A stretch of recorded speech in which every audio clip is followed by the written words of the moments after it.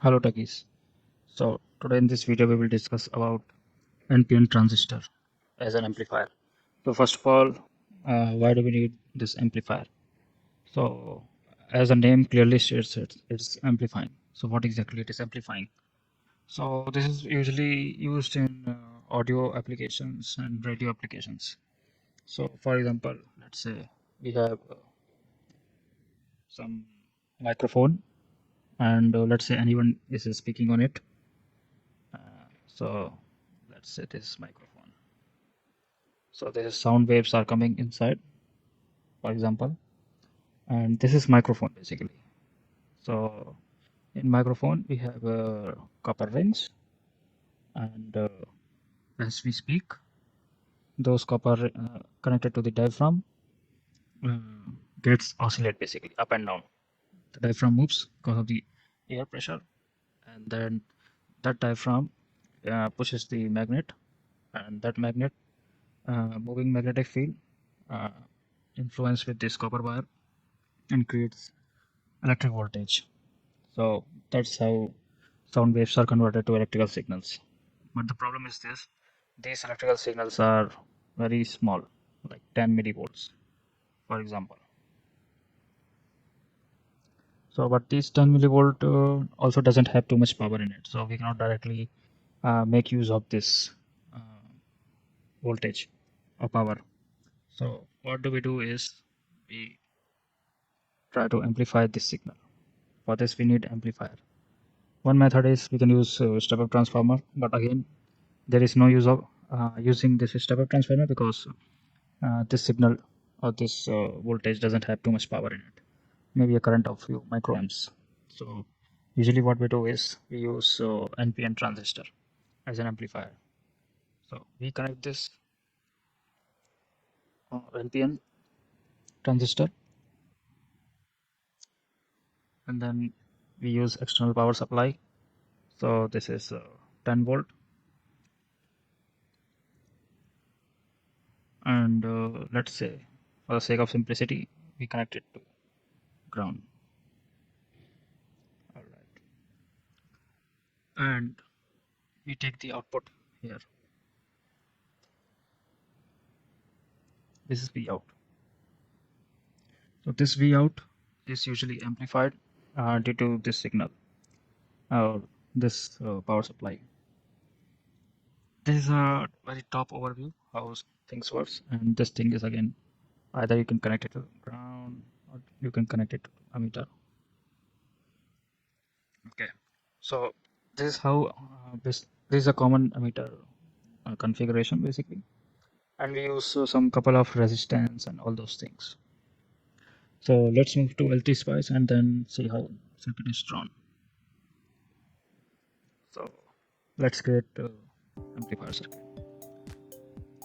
I will use a voltage source, and I will try to use NPN transistor and some couple of resistances.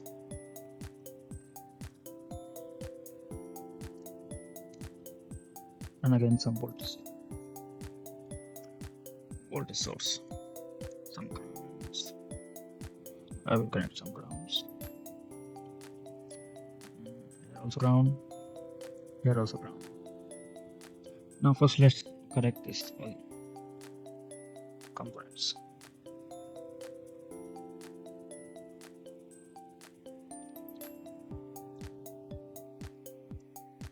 So now I have basically added some, let's say I will use this 1k resistor for example, and I'm using ground.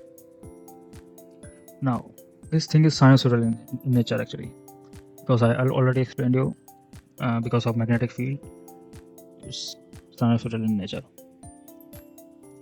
and amplitude 10 millivolt, let's say frequency 1 kilohertz,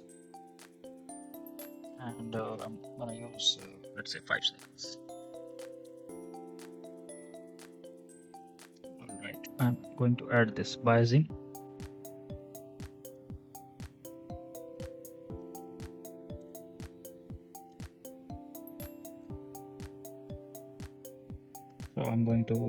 bias this.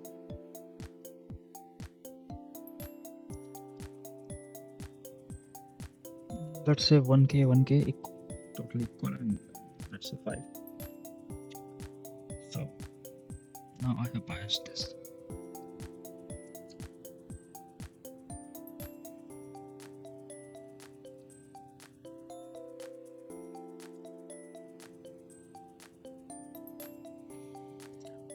So here I'm providing voltage source because this power supply or this audio signal doesn't have too much current in it.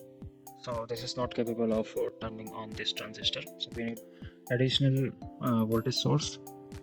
Let's say 10 volt that add up with this signal and provides a current in the same pattern. So basically, this voltage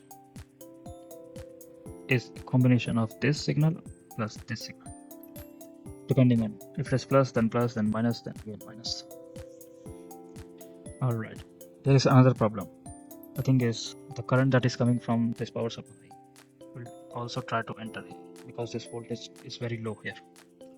Since the voltage is very low, so current will be adding in it in the copper coils and interfering with the audio signal. So we don't want that. So to block that DC current, we will be adding capacitor. For AC signal, it's shorted, but for DC, it's open. So this capacitor will block DC. You can take 10 micro, doesn't matter. Now, the thing is, I'm going to check V out here. And let me put some node voltage. Let's say V out. Output. So I'm going to check voltage here, but there is another problem. The voltage at this point will be following voltage at here, but you want voltage at this point to be more. Let me show you this. So voltage at this point is directly following this voltage. Basically, this voltage that you are seeing here is voltage drop of this 0.7. Basically, this is a forward diode. So the same voltage that is appearing here. Alright. So that means it doesn't boost too much in voltage. And here you see is 10.44 maximum, let's say, or 10.5, let's say. We are getting a voltage. So it's not too much, it's in millivolt. So the reason is the gain that we are getting is the combination of this resistor and this HFE of this transistor. The problem with this setup is you don't get a constant gain, and this HFE has a wide range depending on temperature, biasing current, and all those things, and also aging and manufacturing defects, not defects but manufacturing differences. Because of that, with the same lot even transistor, you can get too much varying HFE. So to avoid the gain due to this HFE variation, what we will do is we will try to remove the effect of this HFE by putting RE.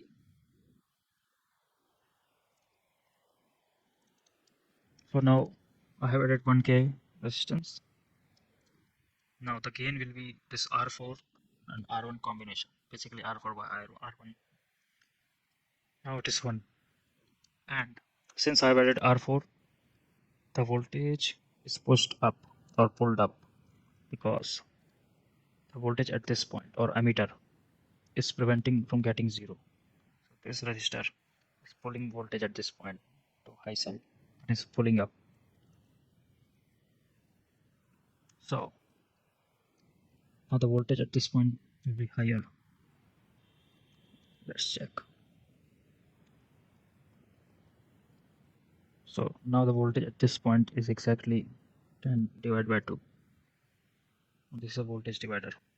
Now it is following. Not exactly, because there is an effect of this. So this audio signal is overlapping with this DC signal. That's the reason we are getting to see this kind of voltage here. Now this voltage will provide base current, and then we'll turn on the transistor, and then there is a current flowing this, and we see a voltage of something like this. So as you can see, there is not much differences. Both are 5 volt nearby because there is a gain of 1. So now you get similar pattern.